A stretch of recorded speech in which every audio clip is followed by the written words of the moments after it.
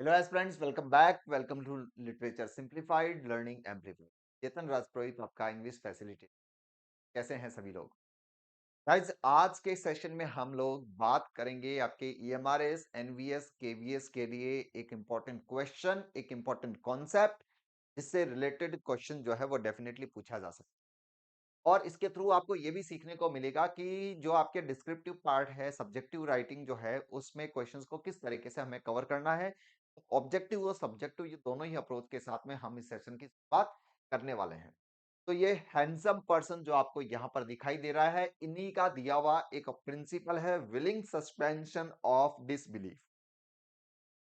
ये प्रिंसिपल जो है, दिस प्रिंसिपल वाज ओरिजिनेटेड या प्रोपोनेंटेड या हम कह सकते हैं मेड फेमस या गिवन बाय एसटी कॉलरिज।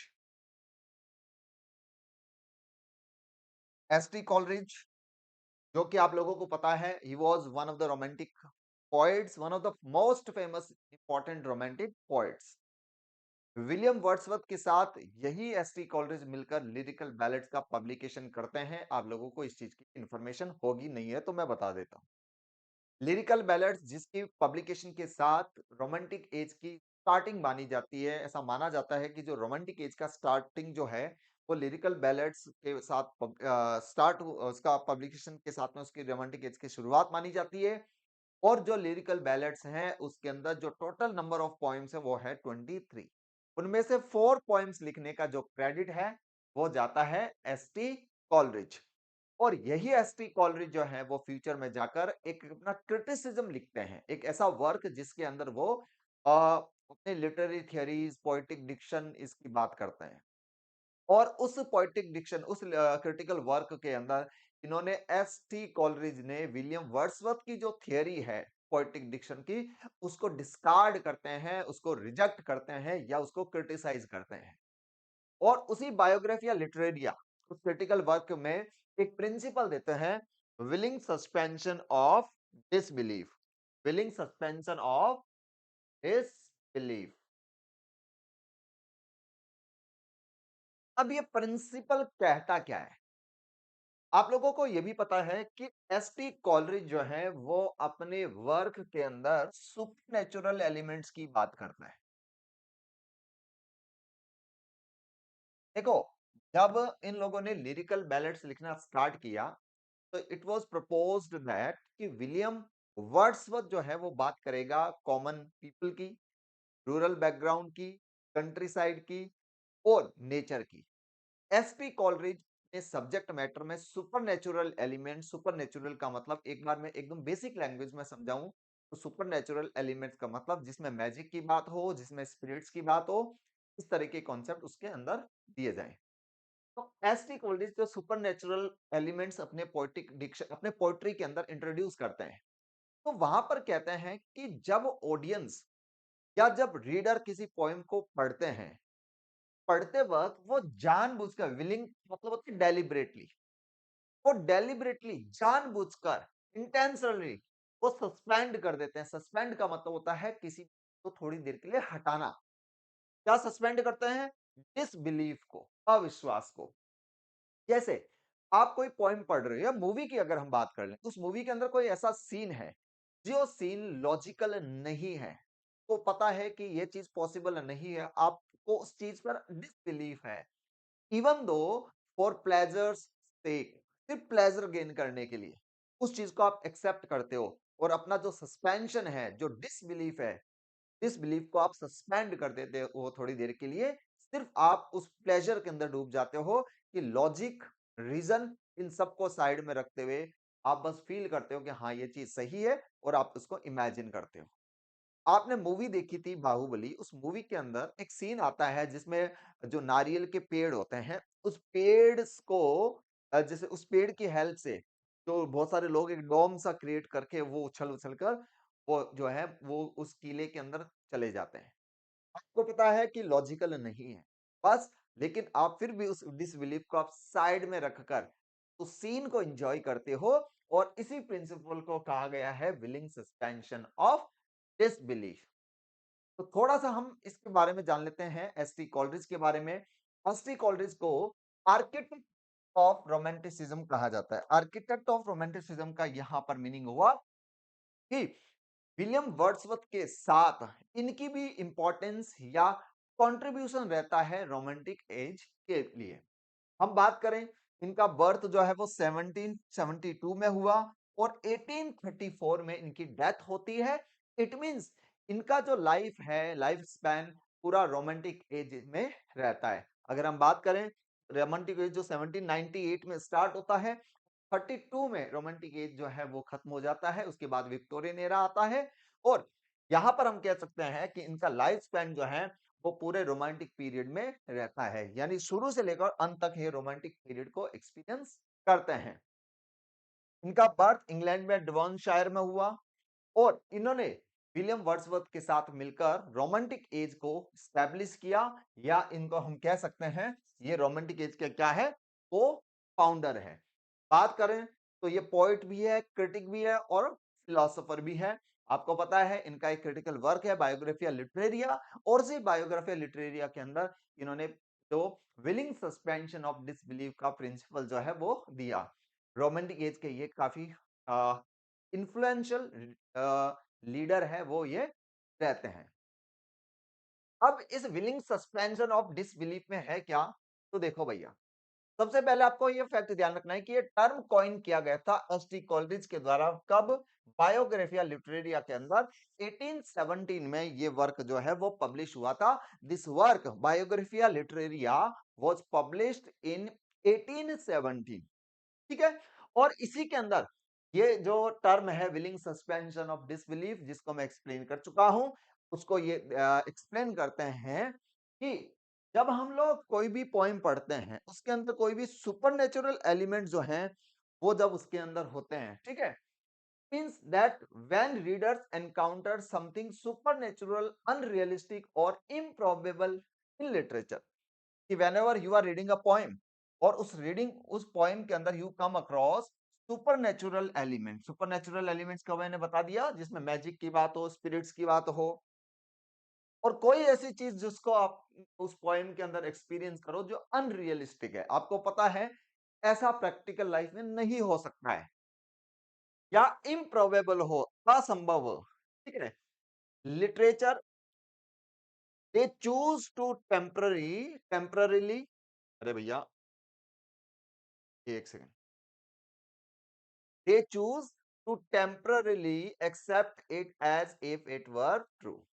वो राइटर्स, जान रीडर्स टेम्पररीली, जानबूझकर जो है, टेम्पररीली मतलब थोड़ी देर के लिए, चूज वो चूज करते हैं कि आप इसको सच मान लो, भले ये झूठ है, ये रियलिस्टिक नहीं है, लेकिन बस आप थोड़ी देर के लिए आप उस चीज को, उस झूठ को भी, improbable situation को भी आप accept करते हो, because you want to have that pleasure of that poem।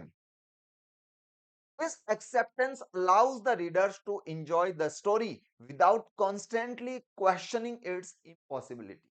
और ये जो acceptance है कि आप उस improbable situation को आप accept कर रहे हो, उस इम्प्रोबेबल, असंभव सिचुएशन को यू आर एक्सेप्टिंग, आप एक्सेप्ट कर रहे हो, ये एक्सेप्टेंस जो है ये किसी भी रीडर को अलाउ करती है बार बार उसके अंदर जो क्वेश्चन, जो क्यूरियोसिटी है, वो एक बार रुक जाए और वो उस पोएम का प्लेजर और उस पोएम का आनंद ले सके।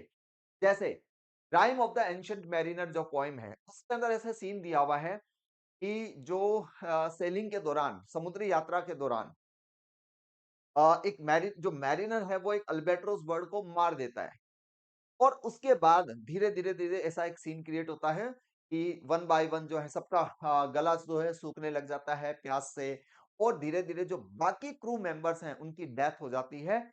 मैरिनर जो है वो अकेला ही जिंदा बचता है, और वो लाइफ है ना, वो डेथ इन लाइफ के प्रिंसिपल को वहां पर पोर्ट्रे कर रहा है कि आदमी जिंदा है लेकिन वो भी मरे हुए के समान है।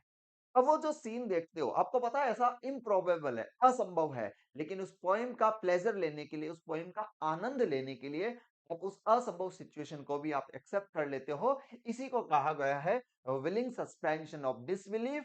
और इसके अंदर ध्यान रखना, इमेजिनेशन का सबसे बड़ा रोल है। आपको बताइए झूठ है, मतलब ये संभव नहीं है। लेकिन आप उसको इमेजिन करते हो, अपने आप को उस सिचुएशन के अंदर रखकर आप उसको सच मानते हो।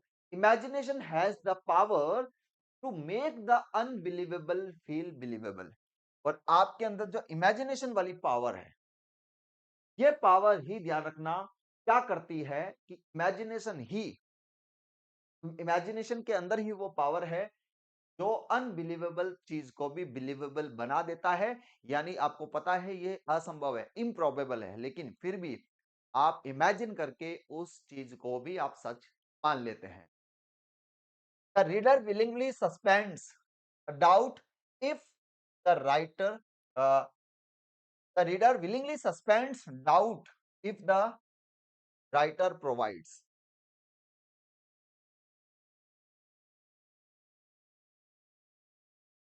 यहां पर ये है, देखो, the reader willingly suspends doubts. जो उस सीन को जब रीडर एक्सपीरियंस करता है, तो जहां पर भी उसके मन में डाउट आता है और वो विलिंगली उस डाउट को दूर कर देता है, क्योंकि वो क्वेश्चनिंग ना करके वो उस पोएट्री के उस प्लेजर को अक्वायर गेन करना चाह रहा है।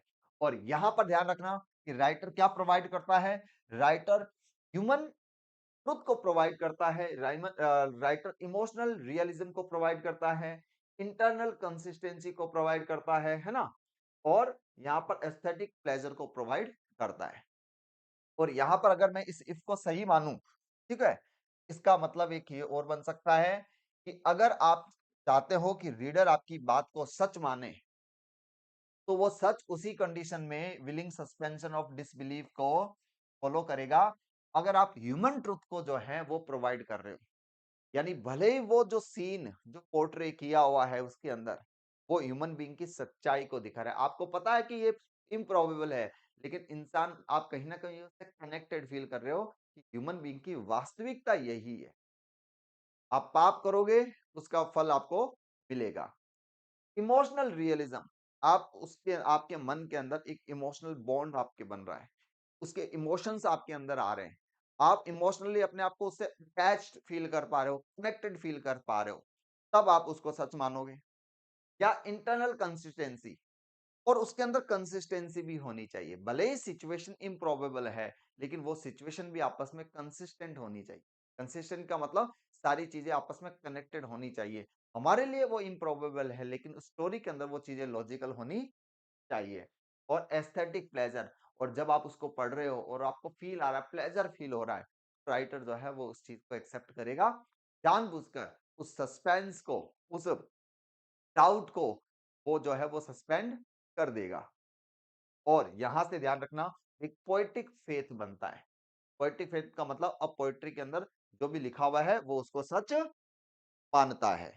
ठीक है, चलिए नेक्स्ट देखते हैं, how suspension of disbelief works. ये जो विलिंग सस्पेंशन ऑफ डिसबिलीफ है, ये कैसे काम करता है, कैसे रीडर जो है वो अपने डिसबिलीफ को सस्पेंड करता है, और इस चीज को राइटर क्रिएट कैसे करता है, क्या उसके पास पावर है कि वो रीडर को इस चीज के लिए प्रेरित करता है कि वो अपने डिसबिलीफ को थोड़ी देर के लिए सस्पेंड कर दे। अकॉर्डिंग टू कॉलरिज, राइटर का क्या रोल है, offer a semblance of truth, believable emotions and motivation. semblance का मतलब होता है कि जो कुछ होने वाला है ना, कुछ भी फ्यूचर में जो होने वाला है, उस ट्रुथ का पूर्वाभास, कि हाँ ये चीज ऐसा भी तो नहीं हुआ, लेकिन फ्यूचर में कभी ना कभी हो सकता है। आप ऐसा काम करोगे तो बिल्कुल इस जन्म में नहीं, लेकिन अगले जन्म में आपको ऐसा मिल सकता है।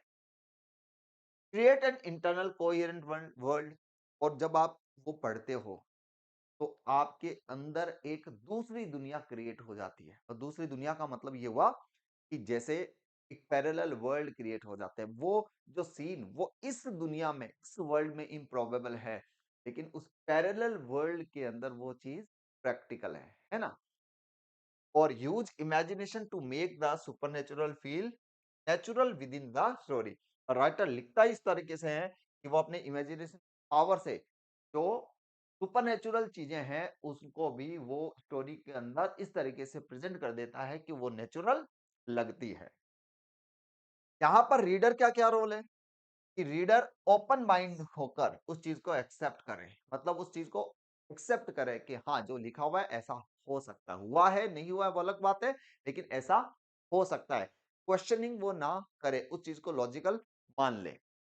Temporarily brackets logics and accepts the imaginative world.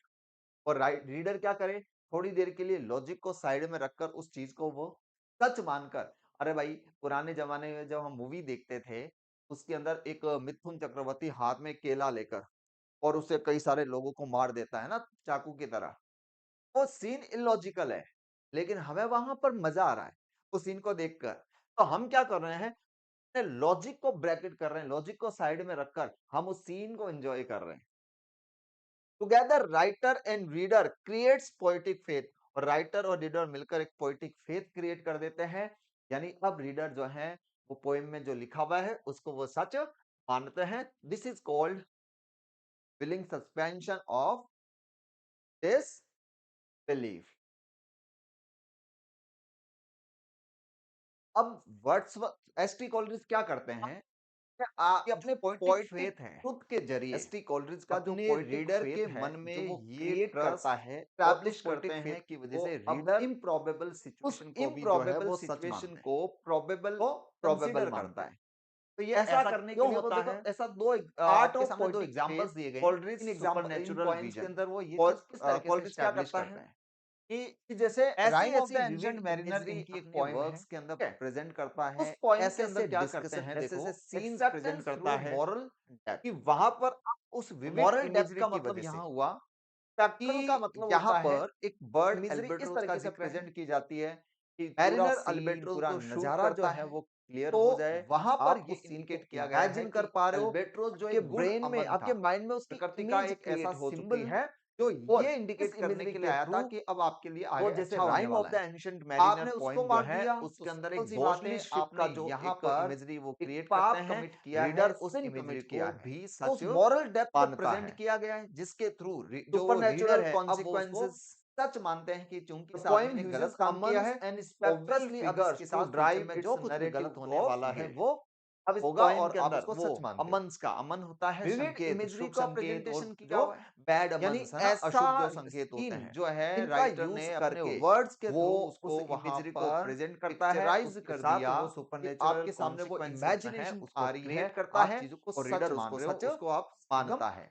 Prove कर रहे हो। यानी कि उसके अंदर मान सुपरनेचुरल लो ऐसा हुआ कॉन्सिक्वेंसेस कि जो कोई आपके ऐसा सामने साइन आया, ऐसे कोई ऐसा एलिमेंट्स संकेत आए जो आपके प्रकृति का सामने मिला जो ऐसे ये गुड बता रहा है कि अमन्स अब और आगे बैड कुछ गलत अमन्स होने आए, वाला है। इसके और उसके बाद जो बाद भी अगर कोई एलिमेंट्स आए supernatural supernatural event occur element होता सीन्स है तो आपके रीडर सामने उसको आ रहे हैं, एक्सेप्ट भी आप करता है। उनको सच मान रहे हो। कुबला खान तो जो है एक वो ऐसे एक कुछ ड्रीम चीजों को लाइक लेकर विजन है, ठीक है? जो इसके एसटी अंदर जो कॉलरिज है हैं वो वो रीडर के मन में जो पोएटिक फेथ को एसटी एस्टैब्लिश कॉलरिज करते करते हैं। हैं वो और ड्रीम के नशे पोएटिक में फेथ जब की सो वजह रहे से हैं, सोते वक्त उनको जो ड्रीम रीडर क्या आया, करता सपना है आया कि द पोएम जो represent exotic supernatural unreal things landscape या ड्रिवन बाय जो मिस्टिकल एंड का मैजिकल डिसबिलीफ फोर्सेस, है उसको उस थोड़ी देर सपने के लिए में साइड में उनको करके उस सुपरनेचुरल थिंग्स एक को वो ऐसा एक्सेप्ट पैलेस, करते एक हैं। ज़ैनुडू और का कुबला पैलेस खान में वो महल, क्या करता है, एसटी कुबला खान का कॉलरिज जो एक चंगेज खान का ड्रीम बेटा था, विजन को सपने और में एक आए ऐसा हुए लैंडस्केप जो जो है वो थॉट जो पिक्चर, इमेजिन जो करता है, नजारा, जो लैंडस्केप ठीक है, है? उसको जो जो है वो पोर्ट्रे करता है, रीडर को उसको प्रेजेंट सच करता है मानने के लिए और प्रेरित करता है ये कि जो ऐसी मैजिकल भी चीज फोर्सेस हैं, है एग्जिस्ट ना? करती है। इस मैजिकल और फोर्सेस को जो यहाँ पर म्यूजिकल पिक्चराइजेशन लैंग्वेज का भी यहाँ पर जो प्रोसेस उन्होंने किया है,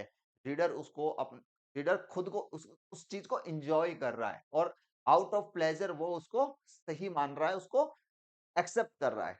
और यहाँ पर एक म्यूजिकल क्वालिटी भी है ना? यानी जो पोएम है, उस पोएम के अंदर एक म्यूजिकल क्वालिटी है। उस पोएम के अंदर एक जिक्र भी दिया हुआ है म्यूजिकल, एक महिला, एक लेडी जो है वो म्यूजिक क्रिएट कर रही है। तो वो जो म्यूजिकल क्वालिटी है इस पोएम की, तो यहाँ पर जो रीडर है वो उस म्यूजिकल क्वालिटी को आउट ऑफ प्लेजर एक्सेप्ट कर रहे हैं और उस पोएम के अंदर आने वाले इम्प्रॉबेबल सिचुएशन को भी वो एक्सेप्ट करके जो डिसबिलीफ है उसको सस्पेंड करके सिर्फ प्लेजर गेन कर रहे हैं, है ना? ऐसा यहाँ पर कुछ जो है वो कॉन्सेप्ट दिया गया है। कुछ इस पर बेस्ड हम एमसीक्यूज कर लेते हैं, किस तरीके के क्वेश्चंस आपके एग्जाम में आ सकते हैं या आते हैं। जैसे क्वेश्चन आया हुआ है कि in which book does Coleridge discuss willing suspension of disbelief. तो ये बायोग्राफिया लिटरेरिया में जो 1817 में पब्लिश हुआ, का आंसर रहेगा बी। बात करते हैं कि what does willing suspension of disbelief mainly allows reader to accept. ये जो प्रिंसिपल है विलिंग सस्पेंशन ऑफ डिसबिलीफ, ये रीडर को क्या अलाउ करता है एक्सेप्ट करने के लिए?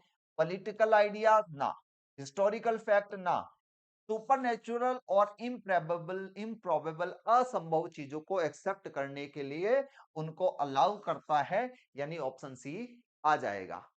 ये कॉन्सेप्ट कहता है कि रीडर जो है वो अब उसके अंदर जो इम्प्रोबेबल सिचुएशंस है उसको भी वो एक्सेप्ट कर लेगा। According to Coleridge, reader suspends disbelief when the author provides. Coleridge क्या कहता है कि रीडर अपने डिसबिलीफ को कैसे सस्पेंड करता है, ऑथर क्या प्रोवाइड करता है जब वो अपने डिसबिलीफ को सस्पेंड करता है? अरे भैया, ऑफर जब ऑथर जो है वो इमोशनल ट्रूथ और इमेजिनेटिव पावर को ऑफर करता है, उस वक्त वो जो है वो रीडर उस चीज को एक्सेप्ट करता है। जो कवि अपनी इमेजिनेटिव पावर, कल्पना शक्ति का प्रेजेंट करके अपनी कल्पनाओं के जरिए एक ऐसे वर्ल्ड को क्रिएट कर देता है, रीडर उस इमेजिनेशन को भी सच मानता है और उस इमेजिनेटिव पावर की वजह से उस पोएटिक ट्रुथ को उसको पोएटिक ट्रुथ की तरह कंसीडर करता है और उस डिसबिलीफ को भी वो सस्पेंड करता है। यहां पर कहा गया कि Coleridge said suspension of disbelief creates, जो सस्पेंशन ऑफ डिसबिलीफ है इससे पोएटिक ट्रुथ, है ना, पोएटिक ट्रुथ क्रिएट होता है, पोएटिक फेथ कंप्लीट क्रिएट होता है। जब आप अपने डिसबिलीफ को हटा दोगे तो वो जो घटनाएं हो रही है आप उसको अब सच मान रहे हो। बात करते हैं कि what must the writer offer to make readers suspend disbelief. यहाँ पर देखो, what must the writer, writer क्या ऑफर करता है रीडर को डिसबिलीफ को सस्पेंड करने के लिए? क्या फैक्चुअल एक्यूरेसी? ना। क्या सॉम्बलांस ऑफ ट्रूथ? यस, अपनी बात हुई थी कि वो सॉम्बलांस ऑफ, सॉम्बलांस का मतलब होता है कि फ्यूचर में होने वाली कुछ घटनाओं का पूर्वानुभास, ठीक है।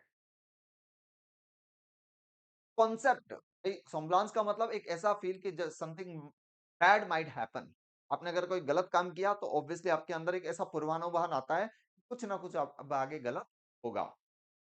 The concept explains how reader accept, ये विलिंग सस्पेंशन ऑफ डिसबिलीफ है, ये क्या एक्सप्लेन करता है कि रीडर जो है वो क्या एक्सेप्ट करता है, फिक्शनल एज लिटरल फैक्ट या imagination as part of the story world? Yes, कि अब ये कॉन्सेप्ट ये कहता है कि पोएटिक फेथ के एस्टैब्लिश होने के बाद रीडर उस इमेजिनेशन को इस स्टोरी वर्ल्ड का पार्ट मानकर उसको सच मानते हैं, जो घटनाएं हो रही है तो अब सही मानने लग जाते हैं।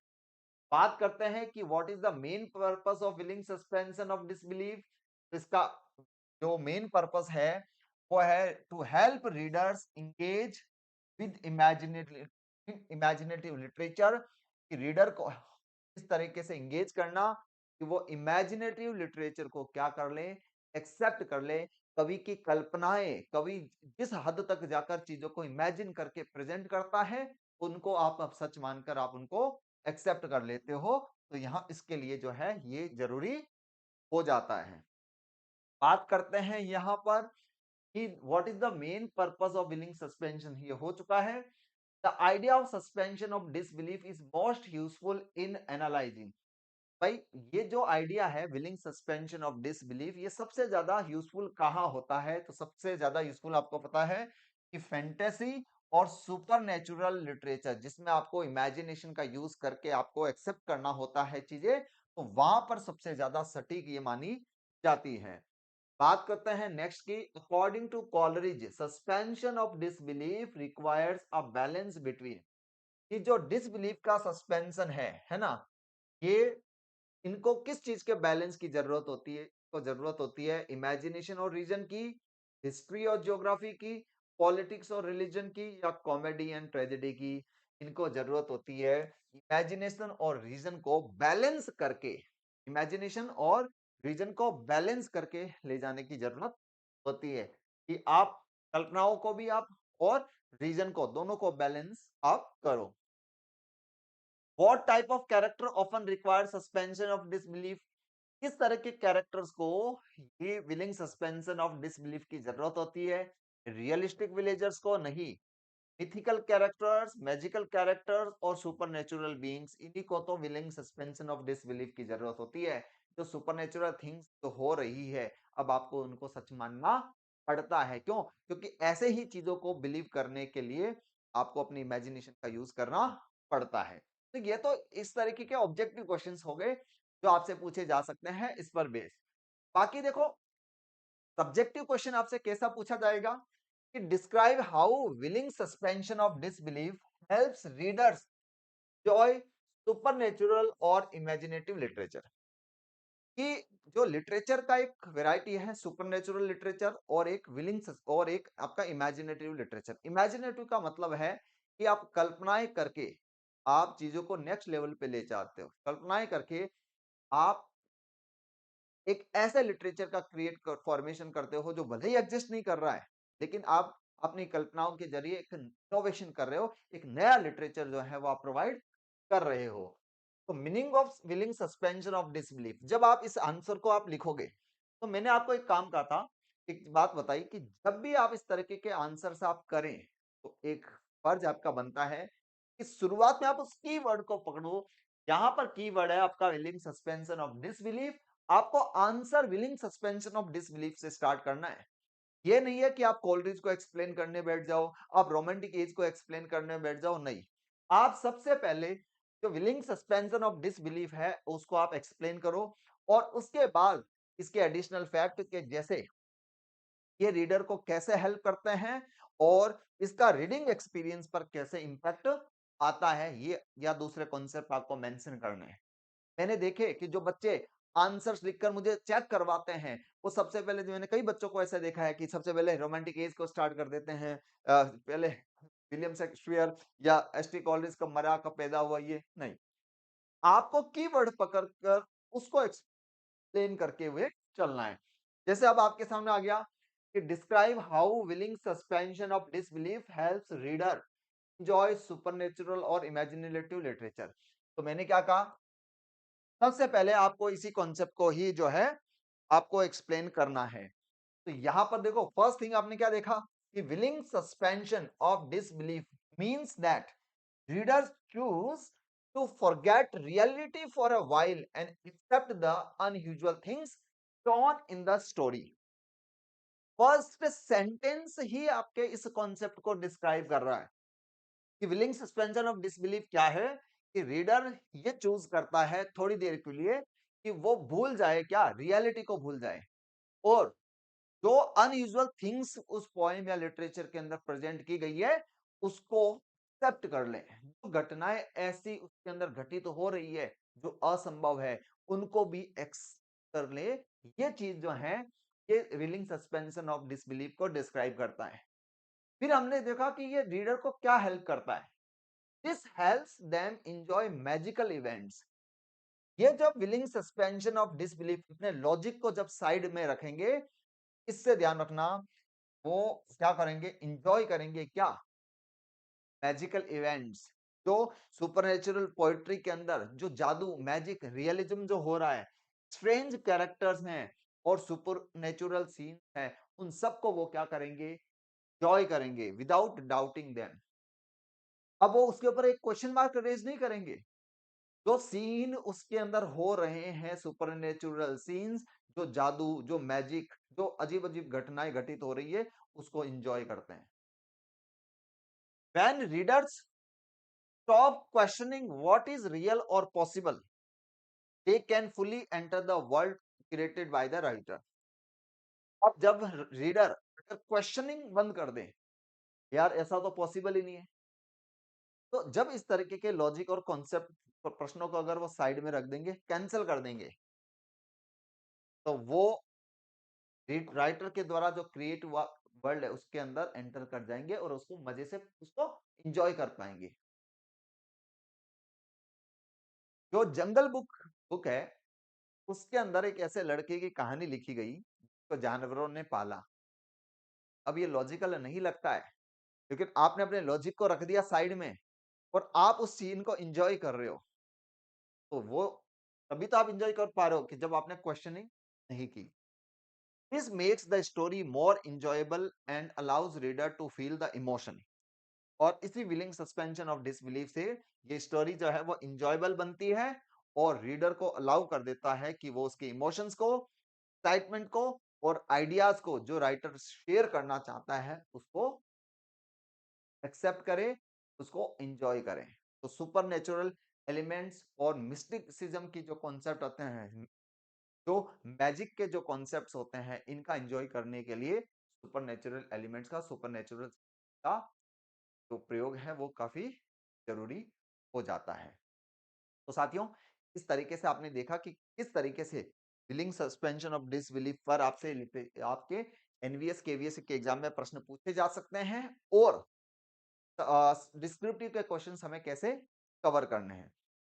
बाकी और चीज़ें हैं, हम अगर इनको और आप डिटेल में चाहते हैं, तो अगर आप एनवीएस, केवीएस की प्रिपरेशन भी अगर आप कर रहे हैं, तो हमारा बैच जो है वो English notebook, the English notebook application पर चल रहा है। कंप्लीट बैच एक सिस्टमैटिक मैनर में आप लोगों को वहाँ करवाया जा रहा है। आप वहाँ से बैच जॉइन कर सकते हैं, जिसकी फीस अभी 1999 है और जैसे ही एग्ज़ाम का रिजल्ट आएगा, ये फीस जो है ये भी हाइक होगी निश्चित रूप से। क्योंकि अभी जो ईएमआरएस जो है, ईएमआरएस की भी फीस जो है वो बढ़ चुकी है। जो पहले 1999 थी, अब उसकी फीस जो है 2499 हो चुकी है। तो बहुत ही सिस्टमैटिक मैनर में हम ये पूरा सिलेबस कवर कर रहे हैं। आप भी चाहते हैं कि ईएमआरएस और एनवीएस, केवीएस की प्रिपरेशन करना, तो हमारे साथ में जुड़कर आप जो है बहुत ही शानदार तरीके से आप लोगों को सारी चीज़ें जो है वो पढ़ाई जा रही हैं।